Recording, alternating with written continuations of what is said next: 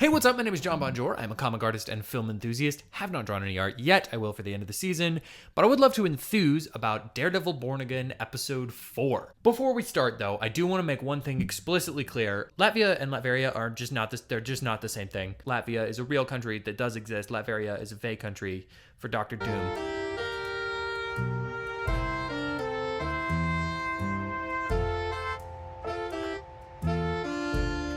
Okay, so this episode, I'm going to jump through, as usual, things I didn't like, things I do like, and then a Theory Corner, which I don't really have anything major for Theory Corner. It's going to be a pretty quick episode, honestly. I don't know that I have that much to say. First of all, things that I don't particularly like about this episode. Said it last week, I'll say it again. I want to see Daredevil. I just really want to see Daredevil. I fully understand and appreciate the restraint that the show is showing. I am glad that they're willing to tell a story about a character and not just punch. I saw somebody describe movies that just have random fight scenes that don't really mean anything as confetti, and I actually think that's pretty good. I don't want a confetti action show, and I don't want Daredevil to be a confetti show. I want something with substance and that has these character things, and I appreciate that they're going for those things. And I do have one related theory that I'll talk about in Theory Corner, but again, we'll get to that in Theory Corner. The only other thing that I'm not 100% sold on this show is I feel like there is a glaring omission of faith. That is a thing that is integral to Matt Murdock's character, and I feel like we've kind of lost it in this show.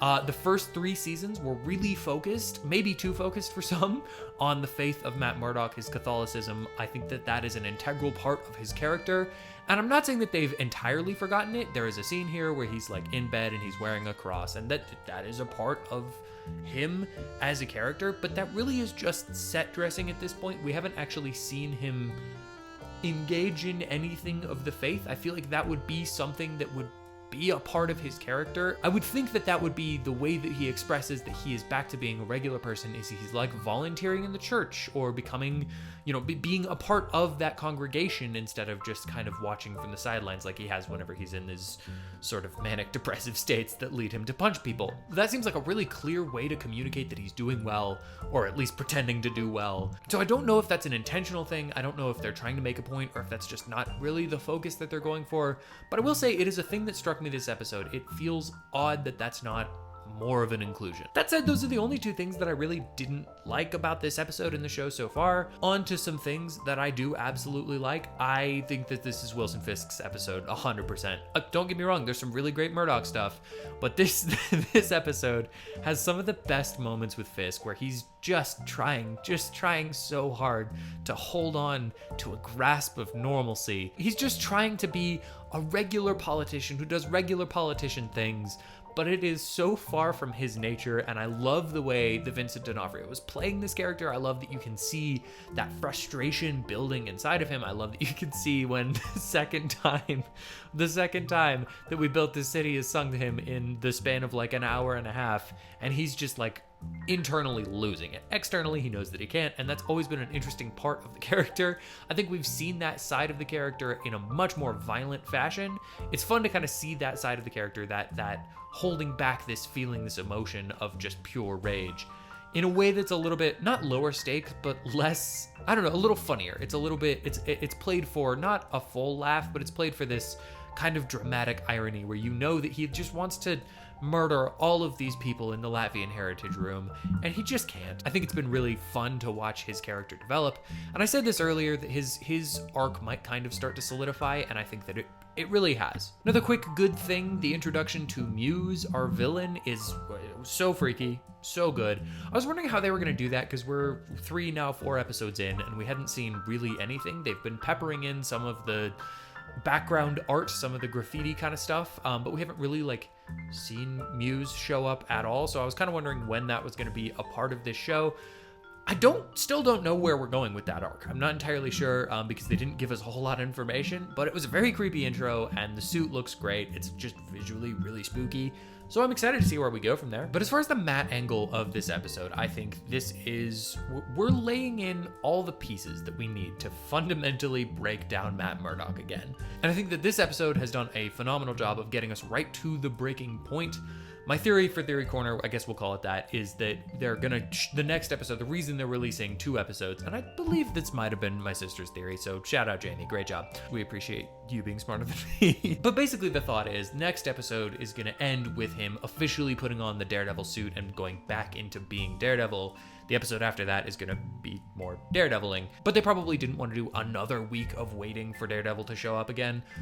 Would be my guess. Who knows? Honestly, it's tough to say, but that would make sense to me, is that we would see Daredevil at the end of next episode, and the episode after that we're releasing at the same time is gonna be the Daredeviling of it all. Anyway, Matt's arc is so engaging this season. I'm in love with this theme of broken system. And I think it's worth noting that this is not a cheap criticism of the US general system. It's not saying that, oh, there's one group of people and they're marginalized and isn't that horrible. It's saying that's true, and also the rest of the system is also pretty screwed up. I think it's interesting to see Marvel take an actual stand on something. It's cool to see them have a little bit of vitriol for a system that is clearly not functioning in some really specific ways, and apply that feeling that we all have, well, some of us have, that a lot of this just isn't quite working, to a thing that feels a little bit lower stakes to me personally, because it's not real. I don't have to worry about vigilante justice and the laws there. I don't have to worry about Skrulls. All of these factors that make it a fictional story are things that I don't have to worry about, and just enough separation that I feel like I'm really available to engage on what they're trying to say in ways that are meaningful. I think it's a phenomenal criticism of the actual system, but more than that, and this is what's important to me, it actually fits the story that they're trying to tell, and I think it works beautifully. It also comes to a phenomenal head right at the end of this episode with Matt on the roof doing that cool, whatever you call that weapon. I honestly don't know, but it's rad, and I want to learn it now. Anyway, I appreciate that the show is making a stand. It has a point. It has the restraint to make that point in an eloquent way that doesn't feel ham-fisted and also doesn't feel like it was just purposeless aggression for no reason. Also, this was maybe the funniest episode so far. There's a great moment with the guy who got arrested in this episode where he's trying to find an out, and he's like testing Matt and trying to see what he's willing to get away with and what works for him. And there's a moment where Matt goes, well, we got you on camera doing this thing. And he's like, could it have been a Skrull? And Matt's like, no, like, stop. I think that is the epitome of what I want a Daredevil show in the MCU to be. She-Hulk has this freedom to do some of the sillier, more fun, entertaining sides of the law side of the MCU. I feel like Daredevil should be little bits and pieces that remind you that he's part of a greater universe, things that you wouldn't have necessarily considered when it comes to a law perspective, but not things like, oh, this guy is like a magician witch, or like this guy is a Skrull. Like, that's not really... I could see us getting there, but especially for a re-entry into Daredevil, into the MCU, I'm glad that they're giving little hints and doing little things and not so much doing these massive, big swing, Mr. Miracle kind of things. I am very excited to see Daredevil, and I think we probably will. I'm assuming next week. I certainly hope it's next week, because if by episode 7 of 9 we still haven't seen Daredevil, I'm gonna be a little bit mad, just a little bit mad. It does kind of make me question the release structure in terms of doing it week to week, but that said, I've had stuff to talk about each week, and I've been pretty happy with the show each week. I can't believe I was wrapping up. Oh my gosh, I was wrapping up, and I forgot to mention the Punisher shows up in this episode.